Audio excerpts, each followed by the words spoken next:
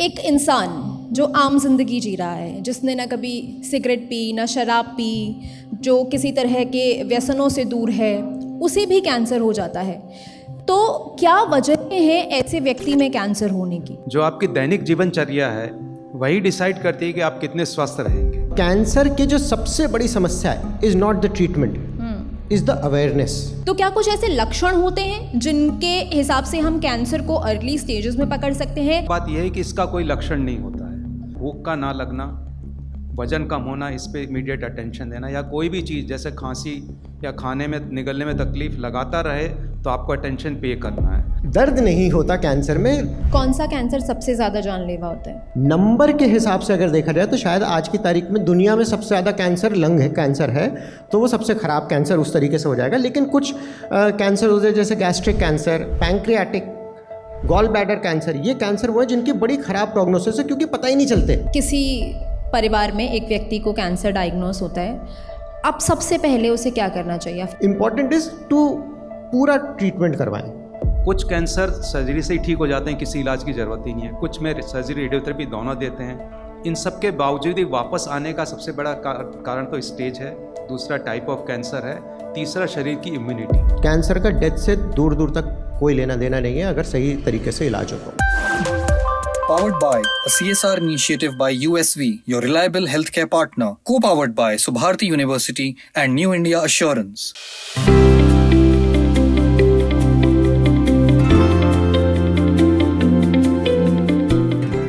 अगर most hated topics की बात की जाए तो उसमें कैंसर ज़रूर आएगा, उन शब्दों में जिनसे हम सबसे ज़्यादा नफ़रत करते हैं। मैं नफ़रत के साथ डर भी जोड़ना चाहूँगी कि हम उन 5 चीज़ों से ज़्यादा डरते हैं तो उसमें शायद कैंसर भी एक ऐसा चीज़ है जिससे हम सबसे ज़्यादा डरते हैं। मैं सबसे पहले डॉक्टर किशोर आपसे शुरुआत करना चाहूँगी कि एक इंसान जो आम जिंदगी जी रहा है, जिसने ना कभी सिगरेट पी ना शराब पी, जो किसी तरह के व्यसनों से दूर है, उसे भी कैंसर हो जाता है। तो क्या वजह है ऐसे व्यक्ति में कैंसर होने की? कैंसर एक गंभीर बीमारी है, सबसे पहले तो यह जानना ज़रूरी है। और यह क्यों होती है, यह एग्जैक्ट कारण अभी तक नहीं मालूम है। यह मालूम चल जाए तो हम इसको कंट्रोल ही कर लें। लेकिन यह सत्य है कि यह किसी को भी हो सकता है, अच्छे भले स्वस्थ व्यक्ति को भी हो सकता है। हम कारण जानते हैं कि कैंसर के कारण क्या हैं। इसमें सबसे बड़ा है जीवन शैली। जो आपकी दैनिक जीवनचर्या है वही डिसाइड करती है कि आप कितने स्वस्थ रहेंगे। और जीवनचर्या में सबसे बढ़िया आता है स्वस्थ भोजन, एक्सरसाइज, सही वजन का रखना, और जो तंबाकू है उससे परहेज करना, अल्कोहल का इस्तेमाल ना ही करना हो सके तो, और नियमित एक्सरसाइज करना। अगर ये नहीं करते हैं तो आपके कैंसर होने का जोखिम बढ़ जाता है। तभी तो हम यही कह सकते हैं कि जोखिम बढ़ जाता है।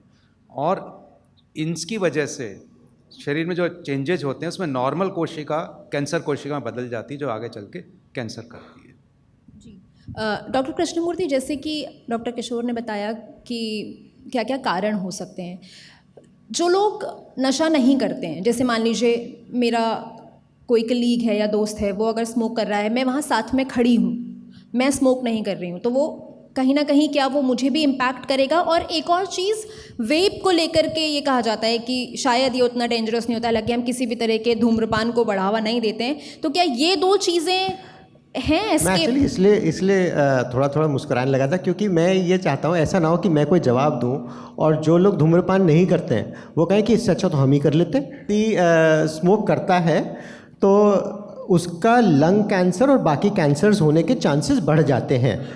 लेकिन ख़राब चीज़ क्या है कि ये जो धुआं आता है तो वो जो भी बंदा उस धुएं को लेगा उसके भी चांसेस बढ़ जाते हैं। सो जिसको हम पैसिव स्मोकिंग कहते हैं कि अगर आप किसी दूसरे का धुआं ले रहे हैं तो उससे आपके कैंसर के चांसेस बढ़ेंगे। और हाँ, मोटापे से बहुत सारे कैंसर्स हैं जो लिंक किए जा चुके हैं और बड़ा स्ट्रॉन्ग एसोसिएशन है। मोटा कि अगर आपका वेट ज़्यादा है तो समझने की चीज़ ये है, जैसे हम नॉर्मल लोगों में रहते हैं तो कुछ लोग होते हैं जो सही तरीके से चलते हैं, कुछ होते हैं जो चोर बन जाते हैं। ये चोर जो बन गए ये कैंसर है, इसको पुलिस पकड़ लेती है। तो हमारे शरीर में जो पुलिस है वो उसको पकड़ लेती है। अगर ये पुलिस कमज़ोर हो जाए तो चोर नहीं पकड़े जाएंगे, इतना बात सिंपल है। उसी तरीके से हमारी बॉडी हमारे अंदर के कैंसर के सेल्स को काट देती है। मोटापा उस इम्यूनिटी को कम कर देता है। जैसे लोगों की इम्यूनिटी कम होती है, चांसेस कि उसमें कैंसर हो जाए बढ़ जाता है। तो यस, मोटापे से कैंसर तो बढ़ता है। ये मुझे नहीं पता था कि मोटापा भी एक वजह हो सकता है। हम जब सेशन से पहले भी बात कर रहे थे तो आपने मुझे बताया, मुझे ये जानकारी मिली। क्योंकि जिस तरह का लाइफस्टाइल हम जी रहे हैं, जिस तरह का खान पान हम खा रहे हैं, जिस तरह का हम लोगों का स्ट्रेस्ड लाइफस्टाइल हो गया है, कैंसर ऐसा लगता है किसी को भी हो सकता है। क्योंकि जिस तरह के आंकड़े मैं अभी पढ़ रही थी, WHO की एक एजेंसी है, उनके आंकड़ों के हिसाब से 2022 के उनके डेटाबेस के हिसाब से दुनिया भर में 1,99,76,499 मामले कैंसर के सामने आए। नहीं, देखिए ये अंडर एस्टिमेटेड फिगर है पहली चीज़ तो। ये 2022 का फिगर है। नहीं, not because of this. Cancer में बहुत ज़रूरी चीज़ ये है, देखिए कि डायग्नोसिस होनी चाहिए ना जी। तो कैंसर की जो सबसे बड़ी समस्या है is not the treatment, is the awareness. लोगों को पता नहीं है। अगर लोगों को कैंसर के बारे में अच्छे से जानकारी हो जाए तो कैंसर कोई बहुत बड़ी चीज़ नहीं है। You can fight cancer very easily अगर इग्नोरेंस ना हो। डर भी तो इसी वजह से ना, जिस चीज़ के बारे में आपको पता है उसके बारे में आपको डरना क्यों है?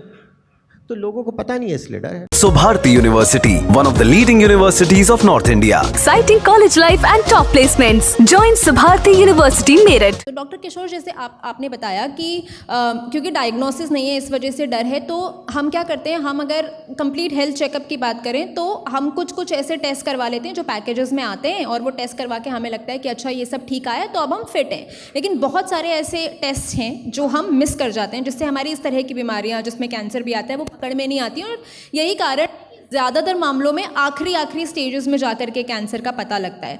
तो क्या कुछ ऐसे लक्षण होते हैं जिनके हिसाब से हम कैंसर को अर्ली स्टेजेस में पकड़ सकते हैं, या फिर साथ में कुछ ऐसे टेस्ट जो हमें ज़रूर कराने चाहिए और कितनी ड्यूरेशन में कराने चाहिए?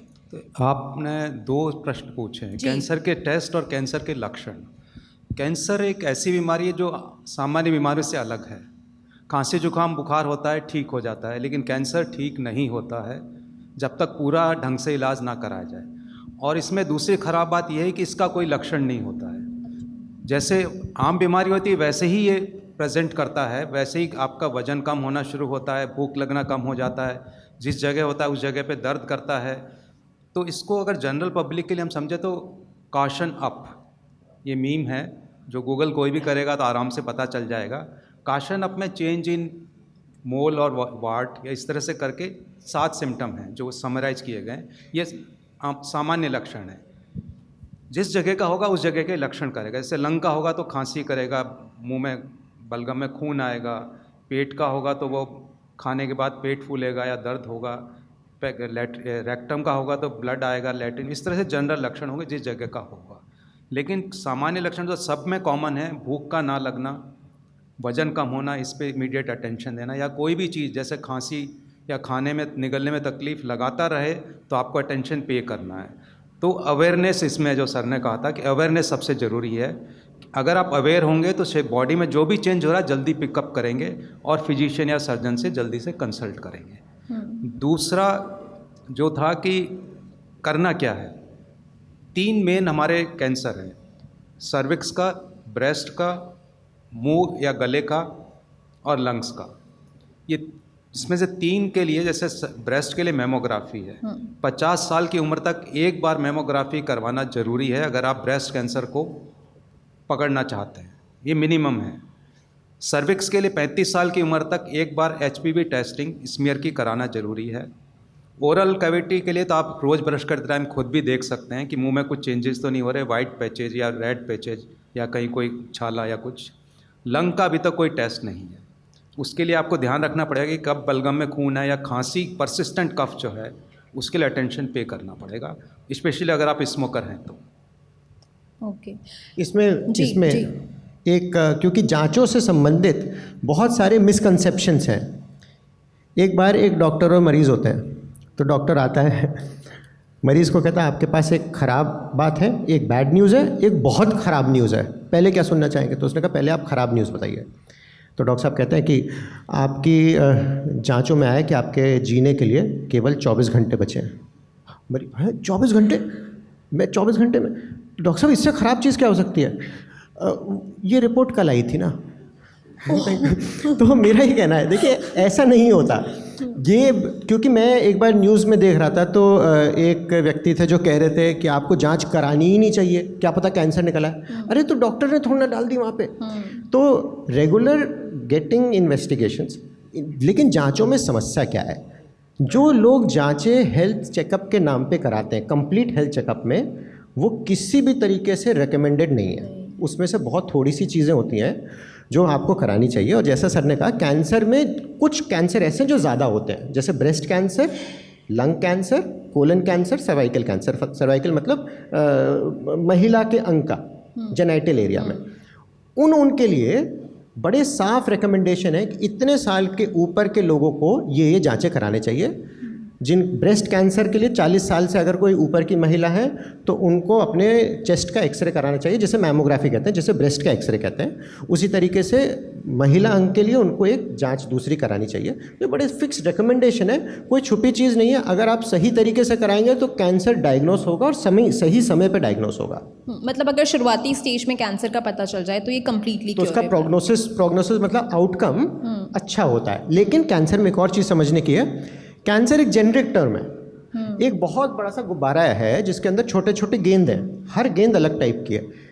वैसे ही कैंसर बहुत तरीके के होते हैं जी। हर कैंसर खराब नहीं होता, हर कैंसर अच्छा नहीं होता, हर कैंसर अलग तरीके से बिहेव करता है। कोई मेडिकल रन आउट नहीं, बस पाएं पूरा कवरेज। पेश है न्यू इंडिया एश्योरेंस युवा भारत स्वास्थ्य बीमा योजना। अधिक जानकारी के लिए वेबसाइट पर जाएं। कौन सा कैंसर सबसे ज़्यादा जानलेवा होता है?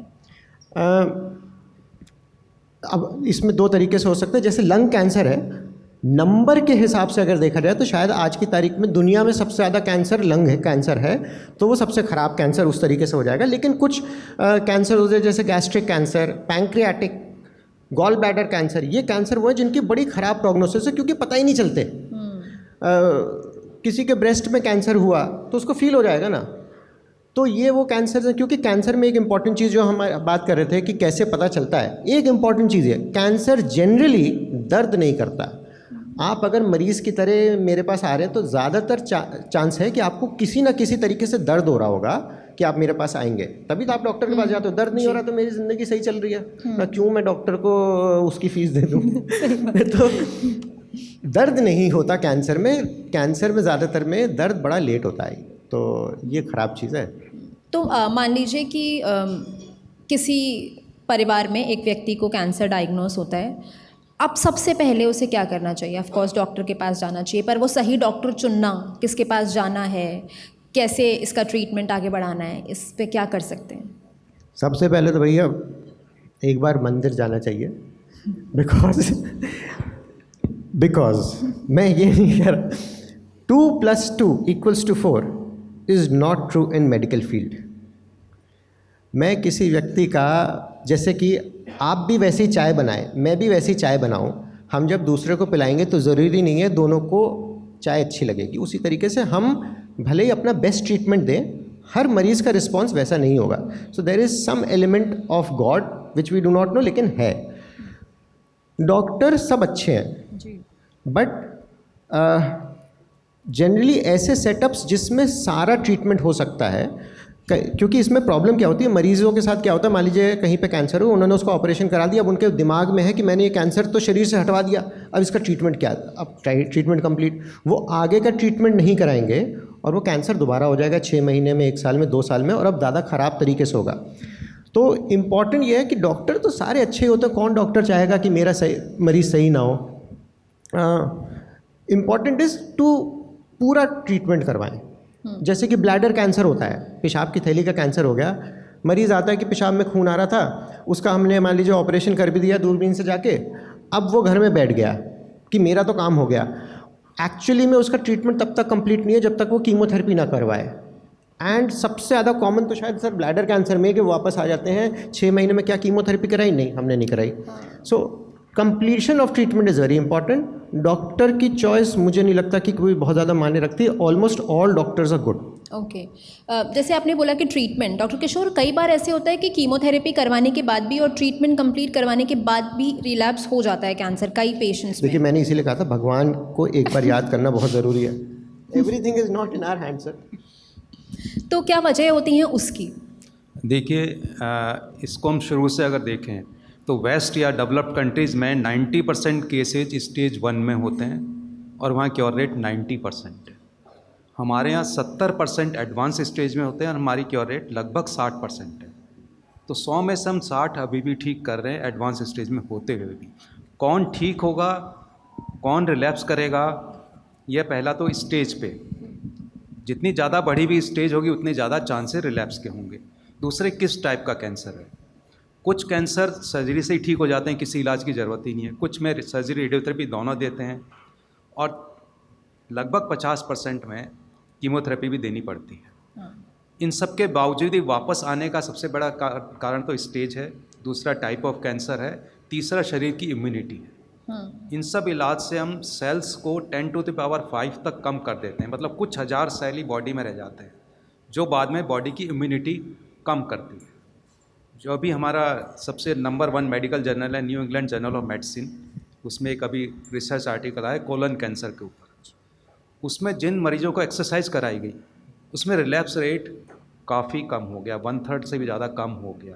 वो एक्सरसाइज से बॉडी इम्यूनिटी बढ़ी, उसने कैंसर कंट्रोल किया। मतलब उसमें तो they are going to say कि वो आपको रेकमेंड कर रहे हैं कि जो आपके मोबाइल में 7000 स्टेप्स हैं, ये आपको 7000 स्टेप्स हम रिकमेंडेशन कर रहे हैं, जैसे प्रिस्क्रिप्शन में दवा का आता है, यही वाली तो सर। हाँ, तो मतलब एक्सरसाइज भी आपकी मदद कर सकती है, जितना आप फिजिकली एक्टिव रहेंगे वो। There is no doubt here. हाँ, या यस। तो Body चलिए, immunity। आप डाउट्स की बात कर रहे थे, ऐसे बहुत सारे डाउट्स हैं जो लोगों के दिमाग में होते हैं। इनमें से मिथ क्या है और सच क्या है, ये आप लोगों को बताना है। क्या इसमें आधा सच है या आधा गलत है, वो भी आप बता सकते हैं। सबसे पहले डॉक्टर कृष्णमूर्ति, आप बताइए, कैंसर छूने से फैलता है? नहीं, for normal people you have to know कि प्रैक्टिकली छूने से कैंसर नहीं फैलता। तो कैंसर के मरीजों में किसी भी तरीके का ये स्टिग्मा नहीं होना चाहिए कि हमने उसको छुआ हमें भी कैंसर हो जाएगा, बिल्कुल भी ये सही नहीं है। डॉक्टर किशोर, कैंसर की सर्जरी या बायोप्सी कराने से कैंसर फैल सकता है? ये एक बहुत बड़ा मिथ है कि चक्कू लगा और कैंसर फैल गया। ऐसा बिल्कुल नहीं होता है। बायोप्सी कैंसर के फुल प्रूफ डायग्नोसिस के लिए मस्ट है, इसके बिना हम इलाज ही नहीं करते हैं। मरीज को इनफैक्ट हम ओपीडी में रजिस्टर ही नहीं करते हैं जब तक बायोप्सी रिपोर्ट लेके ना आए। आप बताइए, कैंसर होना यानी उससे मौत तय है, ये मिथ है, सच है, या इसमें आधा सच है नहीं, आधा झूठ? कैंसर होना मौत नहीं है। अगर ऐसा होता तो हम उसको कैंसर की डायग्नोसिस ना दे कह के उसको डेथ सर्टिफिकेट दे रहे होते हैं, तो ऐसा नहीं होता। कैंसर का मतलब बिल्कुल भी डेथ नहीं है। Cancer is a very small diagnosis जिसका 100% इलाज संभव है। You have to be optimistic और थोड़ा सा जागरूक, डॉक्टर से डरे ना। एक और चीज़ याद आ गई मेरे को। जी बिल्कुल। आज की तारीख में एक और प्रॉब्लम ये है, एक बार एक मरीज़ होता है, वो डॉक्टर साहब के पास जाता है, डॉक्टर साहब से कोई ऑपरेशन होना होता है, डॉक्टर साहब से पूछता है, डॉक्टर साहब ये बताइए, उसको बड़ा शौक होता है कि मैं पियानो बजाऊंगा। डॉक्टर साहब, मैं ऑपरेशन के बाद पियानो तो बजा लूँगा ना? डॉक्टर साहब कहते हैं, अरे क्यों नहीं, कोई समस्या नहीं है, जैसे ऑपरेशन के बाद बिल्कुल पियानो बजा लोगे। मरीज़ कहता है, कितना अच्छा हुआ, क्योंकि मेरे को पियानो आता नहीं है ना, अच्छा है ऑपरेशन के बाद बना लूँगा। तो मेरा ये कहना है, आज की तारीख में थोड़ी सी ये एक्सपेक्टेशंस हैं, ये ना करके अपने जागरूकता पे अगर रहेंगे तो कैंसर इज़ डिफीटेबल। कैंसर का डेथ से दूर दूर तक कोई लेना देना नहीं है अगर सही तरीके से इलाज हो तो। जी, बालों में डाई लगाने से कैंसर हो सकता है? देखिए, excess of everything is bad. तो अगर संयमित तरीके से कभी कभी लगाते हैं तो कुछ नुकसान नहीं होगा, लेकिन एक्सेस करेंगे तो नेचुरली केमिकल है, हार्म तो करेगा ही। जी, चीनी खाने से कैंसर फैल सकता है? चीनी खाने से कैंसर फैलना is a very controversial question, क्योंकि चीनी से इंसुलिन स्पाइक्स होते हैं। तो एक नॉर्मल आदमी अगर चीनी खा रहा है, मॉडरेशन में खा रहा है, बहुत ज़्यादा नहीं खा रहा, तो उसको कोई प्रॉब्लम नहीं, उसकी बॉडी मेटाबोलाइज कर लेगी उस शुगर को। लेकिन हाँ, अगर कोई ऐसा कार्बोहाइड्रेट लेता है तो उसमें बॉडी उसके शुगर लेवल को नीचे करने के लिए इंसुलिन नाम का हार्मोन बढ़ाती है। इंसुलिन बॉडी में जितना ज़्यादा होगा उतना कैंसर के चांसेस बढ़ जाएंगे। तो नॉर्मल आदमी के लिए नहीं है, लेकिन अगर उसका शुगर मेटाबॉलिज्म अच्छा नहीं है तो डेफिनेटली शुगर खाने से कैंसर हो सकता है। तो प्रोसेस्ड शुगर ना खा के, शुगर तो आज की तारीख में हर चीज़ों में हो रहा है कि भाई शुगर ख़राब है, शुगर ख़राब है। ग्रोइंग एज में कोई दिक्कत नहीं है, लेकिन एज़ यू ग्रो अप आप शुगर के बजाय दूसरी चीज़ों पे, जैसे गुड़ हो गया, ये सब चीज़ हो गया, उस पर जाना शुरू कर दीजिए। जी, माइक्रोवेव में खाना गर्म करके उस खाने को खाने से कैंसर होता है? माइक्रोवेव खाना गर्म करने का तरीका है जिसमें एटम्स एक दूसरे से रगड़ खा के गर्म करते हैं। तो ये इतनी लो पावर की एनर्जी है कि इससे कैंसर का कोई संबंध नहीं है। जैसे कि मोबाइल है, मोबाइल के बारे में सालों तक स्टडी हुआ है और कैंसर का कोई अभी तक संबंध नहीं निकला है। 30 साल हो गए अब तो मोबाइल को आए हुए। माइक्रोवेव से कैंसर नहीं होता, but plastics are known to cause cancer जब वो बॉडी में जाते हैं अमाउंट में। और प्लास्टिक ठंडे तक कोई प्रॉब्लम नहीं करते ज़्यादातर प्लास्टिक। जैसे ही आप उसको गर्म करते हैं तो उसमें से प्लास्टिसाइजर्स और माइक्रो प्लास्टिक नाम के छोटे छोटे अण जो आपको पता नहीं चले जाएंगे खाने के अंदर, जो आप कंज्यूम कर लेंगे। तो प्लास्टिक वाले आइटम्स में आपको देखना पड़ेगा किस टाइप की प्लास्टिक है। तो जैसे आपने बोला कि प्लास्टिक में अगर गर्म करके कुछ खाएं तो वो कैंसरस हो सकता है।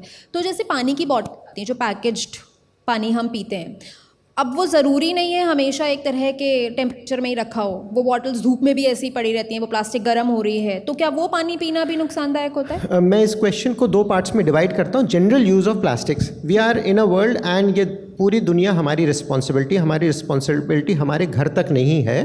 तो in general concept of reduce, reuse and recycle, ये हमको फॉलो करना है। तो जहाँ पे भी प्लास्टिक का इस्तेमाल कम किया जा सकता है वो करना चाहिए। तो 100 ml की बॉटल पानी इतना कौन सा था जो आप मर रहे थे, रुक जाते आप सही जगह से पानी पी लेते। लेकिन आपका अब सवाल पे आते हैं, तो मैं जनरल यूज़ ऑफ प्लास्टिक्स पे मेरी ओपिनियन ये है। आपके सवाल पे आते हैं, बिल्कुल सही चीज़ है। अगर आप प्लास्टिक जब गर्मी से एक्सपोज होती है तो उसके बहुत सारे अण पानी में चले जाते हैं जो आपको दिखाई नहीं देंगे और ये आपकी बॉडी में जाएंगे, तो it is not meant for your body. कुछ ना कुछ, मैं कहता हूँ कैंसर हो नहीं हो, वो हेल्दी तो नहीं हो, वो आपको कैंसर नहीं देगा, कोई और बीमारी देगा। सो जनरली प्लास्टिक की बॉटल से ये सब चीज़ें हमें नहीं लेनी चाहिए, स्पेशली जब वो एक बार भी गर्म को एक्सपोज्ड हो। महिला और पुरुषों में दोनों में अलग अलग तरह के कैंसर होने की ज़्यादा चांसेस रहते हैं ना? कौन सा कैंसर किसके लिए ज़्यादा खतरनाक है? सबसे कॉमन कैंसर जो है वो आपका लंग कैंसर है, और महिलाओं में ब्रेस्ट कैंसर और बच्चेदानी के आसपास का कैंसर। इसके अलावा 2 और बहुत कॉमन कैंसर्स हैं, जो आंतों का कैंसर और मुंह का कैंसर। ये कुछ कॉमन कैंसर्स हैं। कैंसर तो बहुत सारे तरीके के होते हैं एंड बैड टू हैव। सारे कैंसर्स का इलाज एक जैसा होता है, क्या ये बात सही है या गलत? हर कैंसर यूनिक होता है और हर पर्सन में वो कैंसर यूनिक होता है, उसके हिसाब से इलाज किया जाता है। हालांकि गाइडलाइन कॉमन होती हैं, लेकिन वो पेशेंट के हिसाब से उनको एडजस्ट करना होता है। लेकिन 3 मेन ट्रीटमेंट है। सर्जरी जो लगभग 90% में होती है, रेडियोथेरेपी जो लगभग 60% में होती है, कीमोथेरेपी लगभग 50% में दी जाती है। इसके अलावा अब इम्यूनोथेरेपी भी आ गई है, और इलाज के बाद भी सपोर्टिव केयर में योगा का रोल बढ़ता जा रहा है। अब तो they are going on to say कि भाई आपकी इम्यूनिटी तो कैंसर मार रही थी, तो ऐसा करते हैं आपके सेल्स निकाल लेते हैं और आपका कैंसर निकाल लेते हैं, इन दोनों के आपस में मेल करा देते हैं और इसको बता देते हैं भैया ये कैंसर है, इसको ट्रेन कर देते हैं और इस थेरेपी को आपको वापस इंजेक्ट कर देंगे। आप इशू समझ गए? तो ये जेनेटिक थेरेपी के नाम से आई हुई है। तो ये तो कह रहे हैं बिल्कुल इंडिविजुअल बंदे के हिसाब से आप उसका ट्रीटमेंट करिए। ऑब्वियसली ये तो काफ़ी ज़्यादा महंगी है, बट नाउ सस्ते variations are also coming and these have very good responses. तो सब कैंसर का इलाज अच्छा नहीं होता। क्यों? हमारे वो दूर के रिलेशन थे, उनको ये वाला कैंसर हो गया था, ये मर गए, इसलिए हम तो अपना कैंसर के लिए डॉक्टर के पास जा ही नहीं रहे। Absolute rubbish. एग्जैक्टली, क्योंकि हर किसी की बॉडी अलग होती है, वो रिस्पॉन्ड अलग तरीके से करेगी ट्रीटमेंट्स को। तो ज़रूरी नहीं है कि अगर आपके जान पहचान वालों में कोई ठीक नहीं हुआ तो आप भी नहीं हो पाएंगे। एक और चीज़ मैं ये समझना चाहती हूँ कि हमारे शरीर में कहीं भी गांठ होती है ना, तो लोगों को लगने लगता है कि ये कैंसर है या फिर ये कैंसरस गांठ है। तो क्या सही तरीका है कि तुरंत जाकर जांच कराएं, या खुद भी फिगर आउट किया जा सकता है कि ये जो गांठ हमारे शरीर में हो रही है ये कैंसरस है या नॉन कैंसरस है? अगर खुद फिगर आउट कर लेंगे तो हमारी ज़रूरत क्या थी? तो आप देखिए, जनरल अवेयरनेस होनी चाहिए, लेकिन डायग्नोसिस का काम एटलीस्ट आज की तारीख में AI और गूगल से अच्छा हम कर लेते हैं। इतना मेरे को विश्वास है, हो सकता है कल को गलत हो जाए, लेकिन आज की तारीख में सर ये मेरा तो ये सोचना है we are slightly better than Google and AI। तो अगर आपको कोई ऐसी चीज़ आती है, better to come to us, will give you a good diagnosis and a सही अप्रोच। तो लेकिन अब जैसे ब्रेस्ट कैंसर के ऊपर बात करनी ज़रूरी है। सेल्फ ब्रेस्ट एग्जामिनेशन बहुत इंपॉर्टेंट कंसेप्ट है।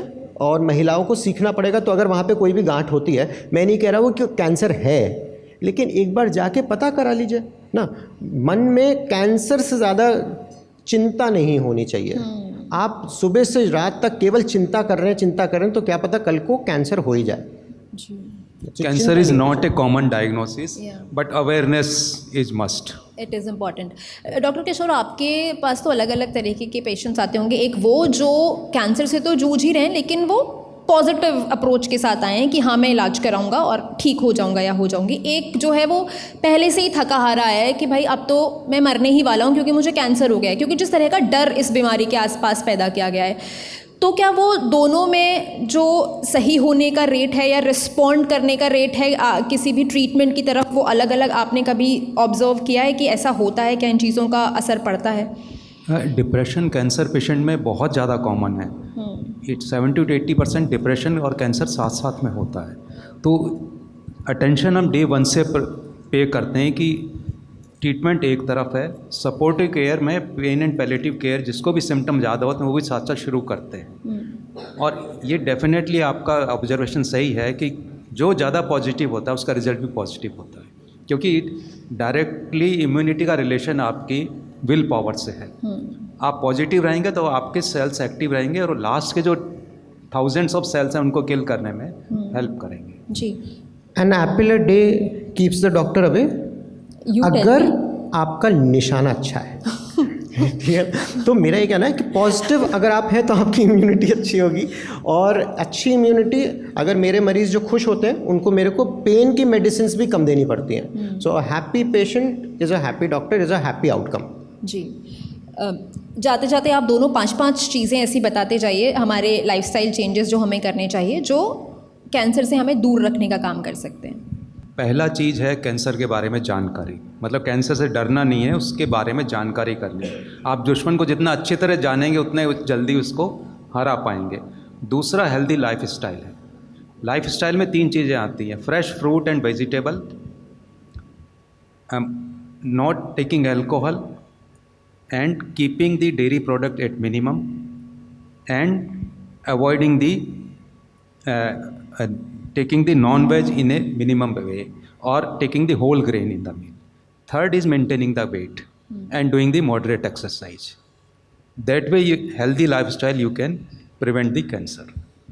मेरा ये कहना है कि मैं ज़रूरी नहीं है कि 5 बता पाऊँ, लेकिन बिल्कुल की चीज़ें बताऊँगा। पहली चीज़ तो फाइट इग्नोरेंस।